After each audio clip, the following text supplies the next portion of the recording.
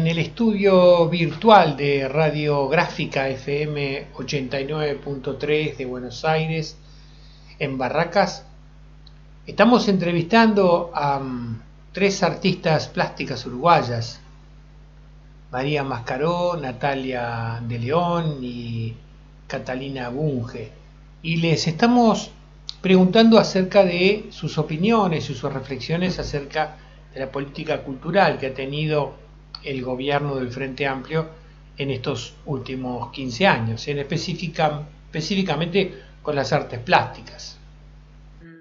Es cierto que el gobierno tiene que tener también tomar en cuenta muchas cosas. Por ejemplo, el bachillerato de artes se hizo ahora, no hace mucho, en el 2000 y poquito, 2003 creo que Claro, fue. ese es el reconocimiento mínimo en acciones concretas. Claro, tener el bachillerato de artes era algo que era fundamental, ¿no?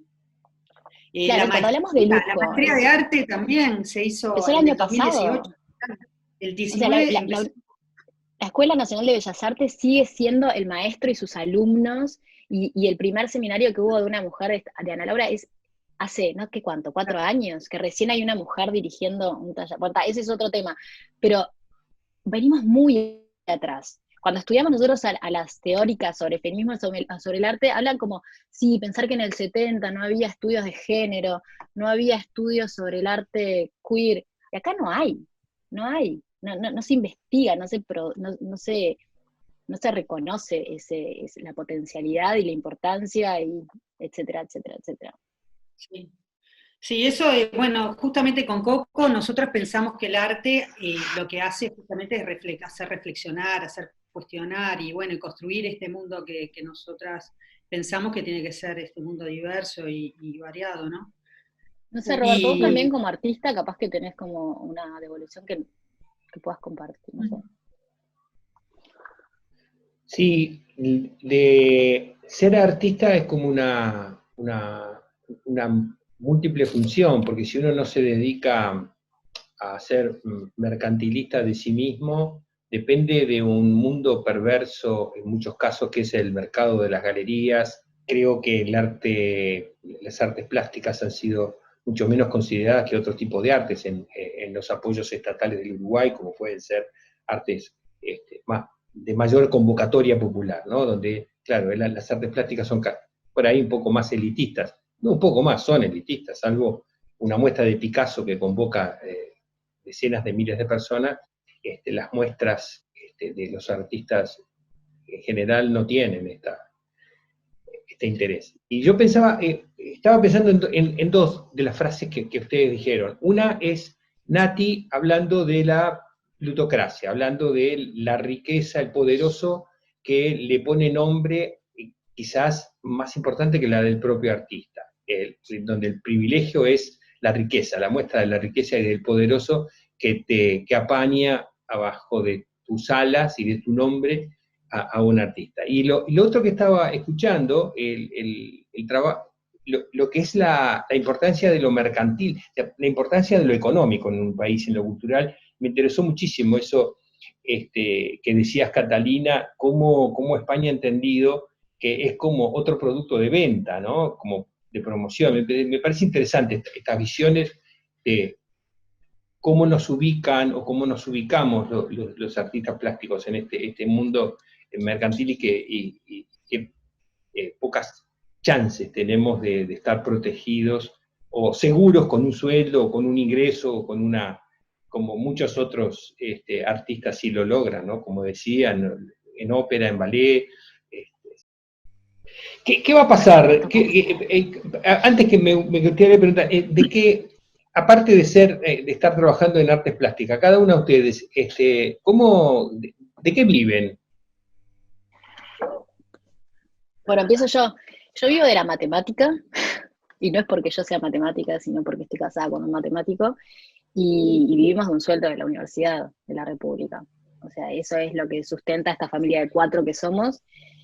Y bueno, ese es el sueldo básico. Después yo doy clases en un liceo, y que por supuesto el ingreso es mucho menor, y después, por ejemplo, la Bienal nos paga, el Centro Cultural de España nos paga, también empezar a movernos de estos lugares también ha empezado a generar la posibilidad de hacer talleres, de curar algo, yo qué sé, en fin, manejarnos como dentro del campo del arte las posibilidades que hay para generar ingresos.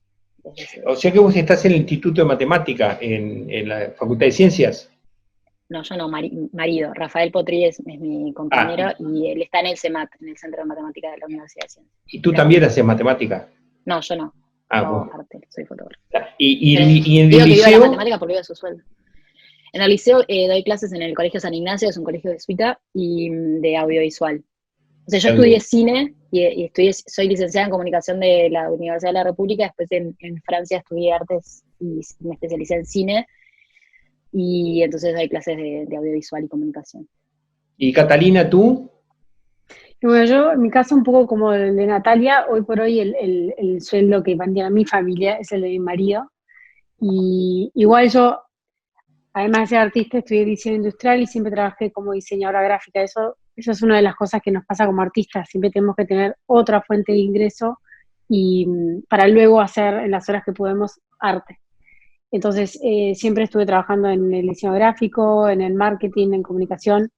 Y acá en España trabajé en una galería también, que acá esas posibilidades están, galerías comerciales son mucho más prolíferas, hay más opciones, y bueno, eso también fue un ingreso de su tiempo. Después soy madre y embarazada de vuelta, entonces ahora la maternidad me ocupó un poco y con el arte, y bueno, pero también como dijo Natalia, la verdad que por suerte nos hemos encontrado un poco en nuestro huequito y hacemos cosas siempre apoyadas con fondos o con talleres de educación, así que está bastante bueno.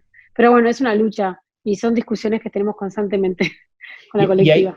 ¿Y ahí en Madrid vas a estar mucho tiempo más? No sabemos. Puede ser que sí, puede ser que no. Es todo un poco incierto acá. Pero siempre, cuando vivís afuera, no puedes tener grandes planes como en Uruguay y en Argentina, que decís de acá a 5 años. Nosotros nos manejamos en un plan un poco más cortoplacista. Y suelen viajar mucho por Europa, me decías. ¿Han estado en Sí, bueno, Inglaterra? acá sí, estuvimos antes en Inglaterra como 3 años, pero ahí viviendo, en Londres y en Essex, que estábamos estudiando un máster. ¿Y tú, Y María? luego nos mudamos acá.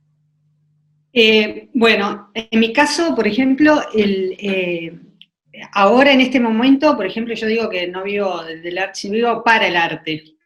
También, Si vamos a escuchar todo lo que hizo Piti en su vida, vamos a estar todo el día. Exacto. Yo, mira, me dediqué, empecé a pintar, ya calculaba cuando tenía, no sé, autodidacta, de los 15 años, ponele, pero siempre fui muy inquieta y siempre fui un poco, ¿cómo te puedo explicar?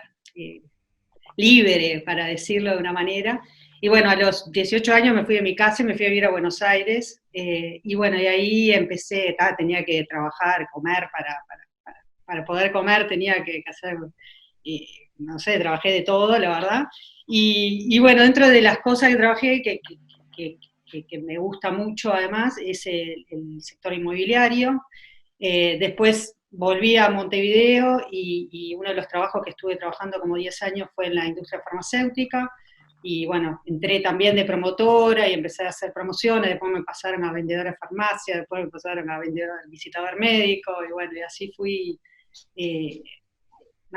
trabajando en otras cosas, y siempre el arte como que nunca iba como en un carril paralelo, pero bueno, nunca dejé a ninguna de las un restaurante.